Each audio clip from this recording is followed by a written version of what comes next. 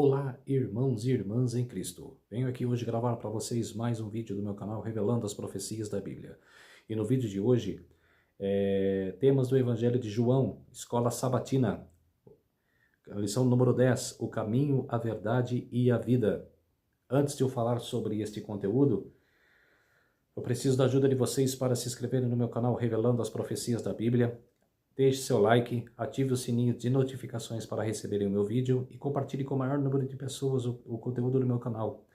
Se você gostou do meu canal, compartilhe com o maior número de pessoas que vocês puderem, próximos de você, do seu serviço. Eu preciso da ajuda de vocês para divulgar o meu canal, tá ok? Vamos orar para fortalecer a nossa fé. Querido Deus e Pai, muito obrigado por este dia do Senhor, que começou ontem ao pôr do sol e que termina hoje ao pôr do sol. 24 horas de adoração e louvor. Muito obrigado, meu Deus. Venho aqui hoje trazer esse conteúdo, meu Deus, para todas as pessoas conhecerem o seu Evangelho e conhecer também sobre a Escola Sabatina. Muito obrigado, meu Deus. Fique comigo esses minutos e segundos. Faça-me de mim o seu servo, Senhor. Tudo isso agradeço e oro em nome do meu Salvador Jesus Cristo. Amém. Vamos lá, povo de Deus. O verso para memorizar a lição de sábado. Ninguém jamais viu Deus, ó Deus unigênito, que está junto do Pai. É quem o revelou. Isso está em João capítulo 1, verso 18.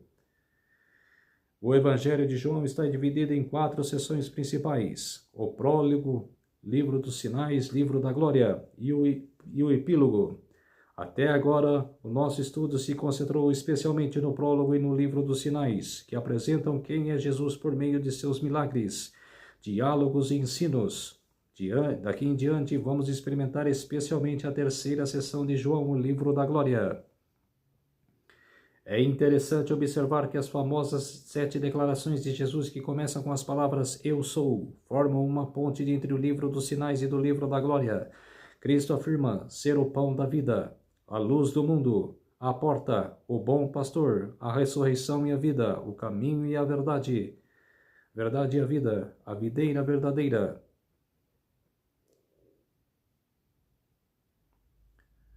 É interessante observar que na lição desta semana começamos estudando o propósito do discurso de despedida de sua introdução, que descreve o significativo episódio no qual Jesus lavou os pés dos discípulos.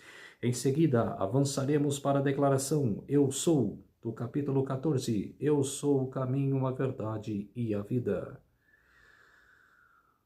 A lição de domingo. O discurso de despedida de Jesus está em João capítulo 13, verso 17.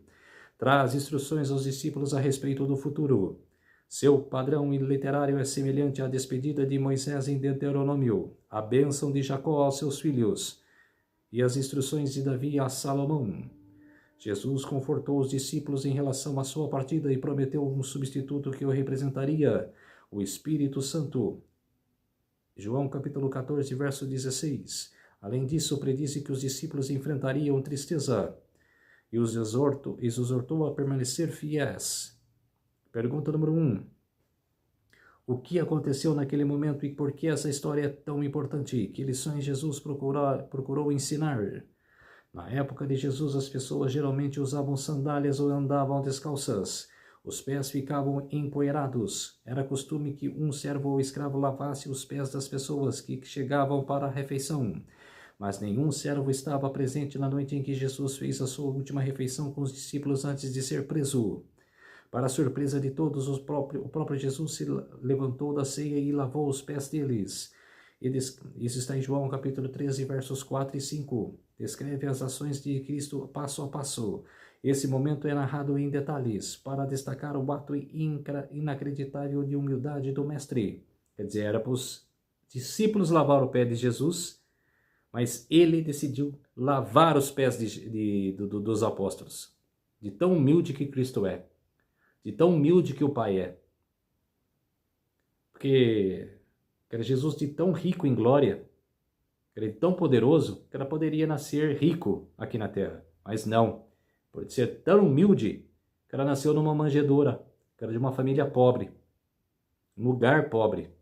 Então, quer dizer, A humildade de Cristo, a humildade do Pai, tem que caber em nossos corações. A gente também tem que ser humilde e não soberbo.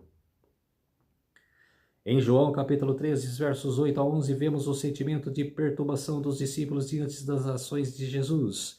Como poderia ele, o Mestre e o Senhor, realizar uma tarefa tão humilde?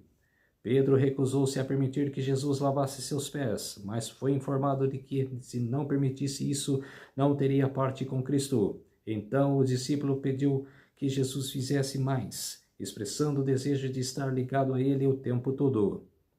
O significado da ação de Jesus está relacionado a quem ele é. Em João capítulo 13, verso 13, Cristo afirma ser o Mestre e Senhor. Era assim que os discípulos o chamavam. Ele confirma esta realidade. Tais títulos expressam autoridade e poder. No entanto, Jesus ensina que poder e autoridade devem ser usados para o serviço e não para o engrandecimento próprio. Seguindo o exemplo de Jesus, realizamos o lava-pés como serviço propriatório para o ser o Senhor e por seu significado. Esse servo também é chamado ordenança da humildade.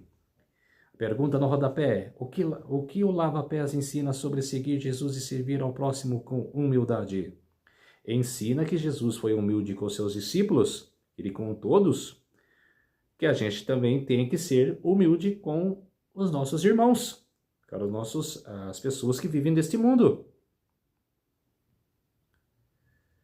Lição de segunda-feira. Pergunta número 2. Em que contexto Jesus disse essas palavras? Jesus disse que iria embora. Isso despertou em Pedro uma pergunta sobre para onde ele estava indo.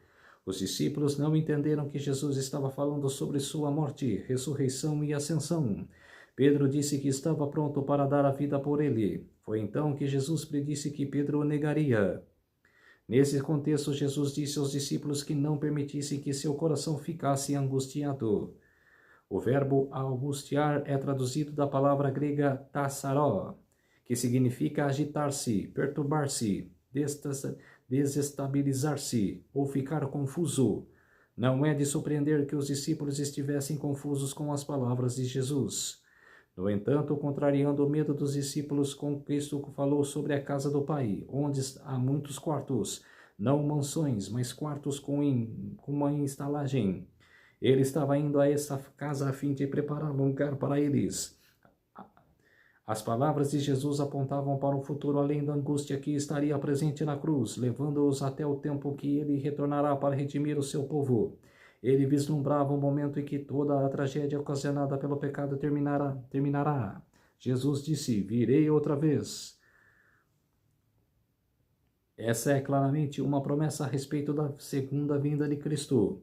Qual é a base para confiar nesta promessa? Muitos diriam que é o nosso cumprimento das profecias, e isso é verdade. Mas em João capítulo 14, verso 3, a base é apresentada de forma diferente. A palavra virei em grego está no tempo presente, venho ou estou vindo. Esse uso em grego é chamado de presente futurista.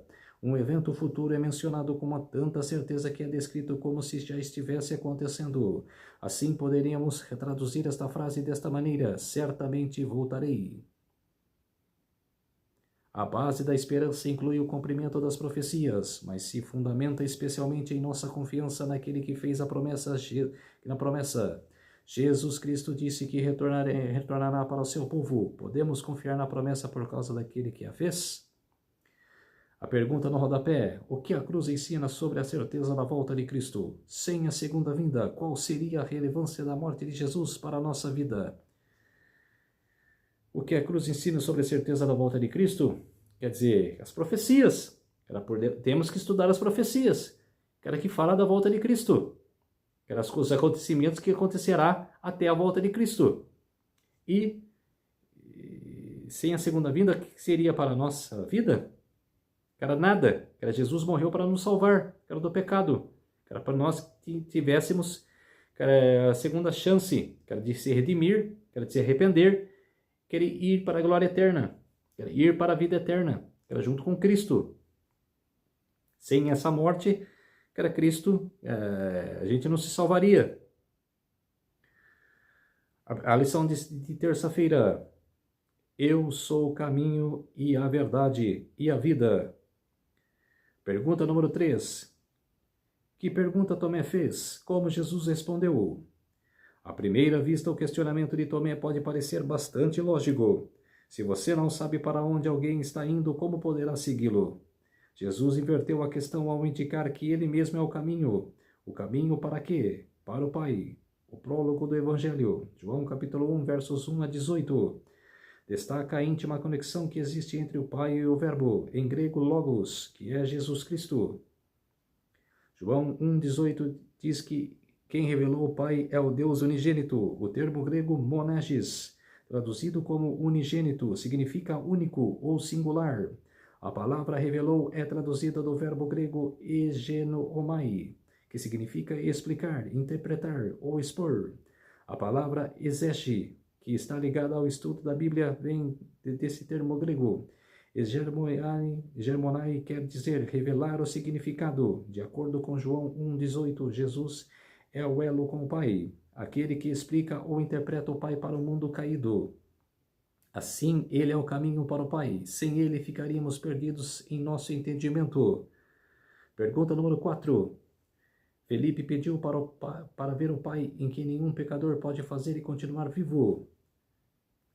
Pergunta número 4. Como Jesus esclareceu o mal-entendido de Felipe? Felipe pediu para ver o Pai, em que nenhum pecador pode fazer e continuar vivo. Jesus reprovou a falta de compreensão do discípulo e enfatizou: quem o ouviu, viu o Pai.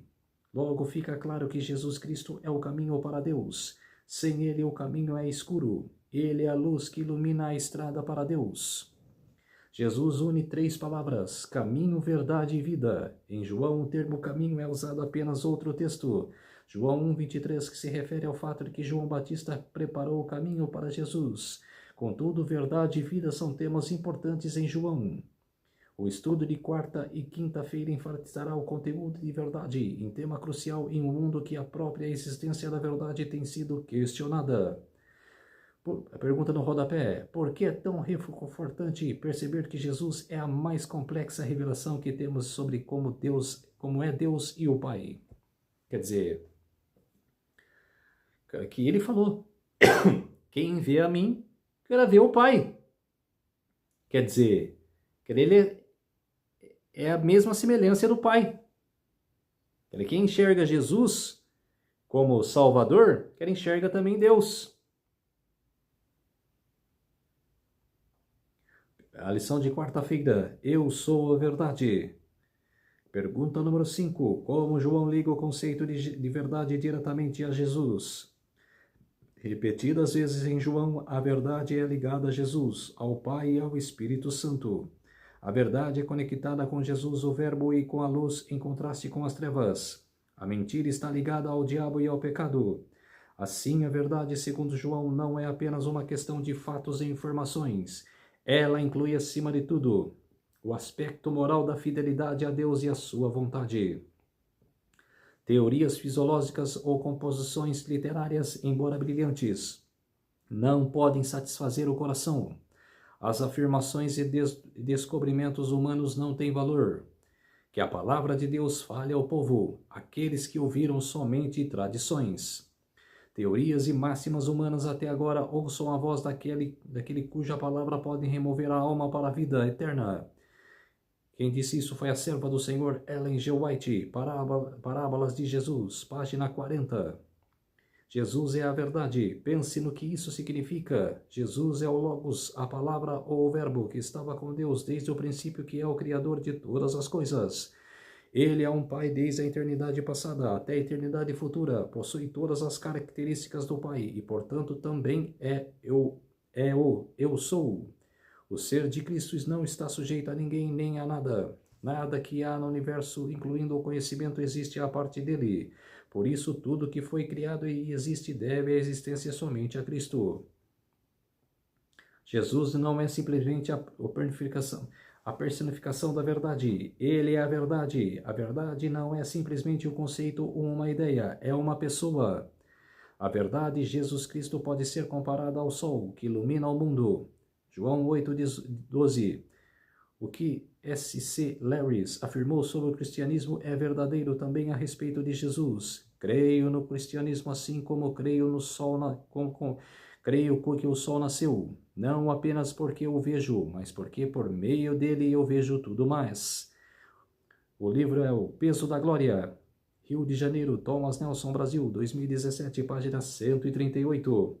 Por meio de Jesus, a verdade podemos interpretar corretamente o mundo ao nosso redor. A lição de quinta-feira, as Escrituras e a verdade. No Evangelho de João, as Escrituras desempenham um papel importante a nós falar sobre aquele que é o nosso caminho, a verdade e a vida. Nos 4 Evangelhos, assim como em toda a Bíblia, Antigo Testamento e Novo Testamento, as Escrituras desempenham um papel fundamental na revelação da verdade. Isso é especialmente verdadeiro quando se trata de nos ensinar quem é Jesus e o que ele veio fazer neste mundo. A pergunta número 6. O que Jesus disse sobre as Escrituras? Jesus e seus discípulos apontaram inúmeras vezes as Escrituras para válida como Messias. Cristo disse: porque se vocês de fato crescem em Moisés, também creriam em mim, pois ele escreveu a meu respeito. Se, porém, não creem nos escritos dele, como crerão nas minhas palavras? João capítulo 5, versos 46 e 47. Após a ressurreição, ao revelar o significado de seu ministério, Jesus primeiro apontou as Escrituras. Por que isso é tão importante? Ao citar o livro de Êxodo, Cristo perguntou: vocês nunca leram o que Deus disse a vocês? Zacarias se referiu ao que Deus havia prometido desde a antiguidade por boca dos seus santos profetas. Lucas 1:70. Em seu sermão no dia de Pentecostes, Pedro disse: era necessário que se cumprisse as Escrituras que o Espírito Santo predisse pela boca de Davi. Atos capítulo 1, verso 16. A Bíblia não é um livro didático de ciências. Ela não explica como dividir o átomo ou como realizar uma cirurgia no cérebro. Contudo, faz algo muito mais significativo. Apresenta o sentido do universo e da vida. É a chave que abre a porta à luz que nos permite enxergar. Sem ela estaríamos no escuro, sem uma compreensão exata da existência de Deus, do seu papel no universo, da nossa origem, do significado da vida e do futuro de tudo que existe. A pergunta no rodapé: quais verdades bíblicas a ciência, mesmo em tese, nunca será capaz de nos ensinar? A ciência era sobre pesquisas, de bichos, pesquisas de seres, de pestes, de várias coisas. Não é. Sobre as Escrituras. Até quem é cientista é ateu. Porque não acredita. Fica acreditando na ciência, em livros que não é, que não fala sobre Deus, sobre Allan Kardec, livros de Allan Kardec, que falam sobre o mundo, mas não relaciona nada sobre a palavra de Deus. Quer dizer, fica acreditando em falsas pessoas, como se diz, em falsos profetas. E a única que nos ensina, é a Bíblia Sagrada, é a palavra de Deus, que nós temos que inspirar, que temos que se apegar. A lição de sexta-feira, o estudo adicional. Quando Jesus disse: eu sou a luz do mundo, ele estava no pátio do templo local especialmente ligado às cerimônias religiosas da festa dos tabernáculos. No centro deste pátio erguiam-se 2 altos pilares que sustentavam suportes de lâmpadas de grandes dimensões. Depois do sacrifício da tarde, acendiam-se as lâmpadas, as quais irradiavam luz sobre Jerusalém. Essa cerimônia comemorava a coluna de luz que havia guiado Israel no deserto, e era também considerada como apontado para a vinda do Messias. Na iluminação de Jerusalém, o povo expressava sua esperança da vinda do Messias. Para Jesus, aquela cena tinha um significado mais amplo. Cristo, a fonte da luz espiritual, iluminava as trevas do mundo. O símbolo, porém, era imperfeito. Aquele grande luz que a sua própria mão havia colocado no céu era uma representação mais fiel da glória de sua missão. Era de manhã, o sol acabava de se erguer sobre o Monte das Oliveiras. Seus raios brilhavam com ofuscante claridade nos edifícios de mármore, fazendo reluzir o ouro das paredes do templo. Então Jesus, apontando para ele, disse: eu sou a luz do mundo. Quem disse isso foi a serva do Senhor, Ellen G. White, o desejado de todas as nações, página 371. Então, povo de Deus, essa foi a lição número 10, que falou sobre o caminho, a verdade e a vida de Jesus. Ele mesmo declarou esta verdade. Quer que ele é o caminho, a verdade e a vida. Ninguém vai ao Pai se não passar por mim. Quer se não vier a mim. Quer dizer, quer que temos que aceitar Jesus em nossas vidas sempre. Aceitar em nossos corações sempre. Vamos orar para fortalecer a nossa fé? Querido Deus e Pai, muito obrigado por esses minutos e segundos que o Senhor esteve comigo. Fez-se de mim o seu servo, para que pregar essa verdade para todas as pessoas, para saberem da verdade, para sair da mentira e para saberem a verdade, para voltar para a verdade. Por isso, meu Deus, agradeço muito ao Senhor. Tudo isso agradeço e oro em nome do meu Salvador, Jesus Cristo. Amém. Então, povo de Deus, eu preciso da ajuda de vocês para se inscreverem no meu canal Revelando as Profecias da Bíblia. Deixe seu like, ative os sininhos de notificações para receber o meu vídeo e compartilhe com o maior número de pessoas que vocês puderem, quero do trabalho, quero da escola. Se gostou do meu canal, compartilhe o conteúdo, me ajudem aqui no YouTube, tá ok? Um feliz sábado a todos e até o próximo vídeo. Tchau!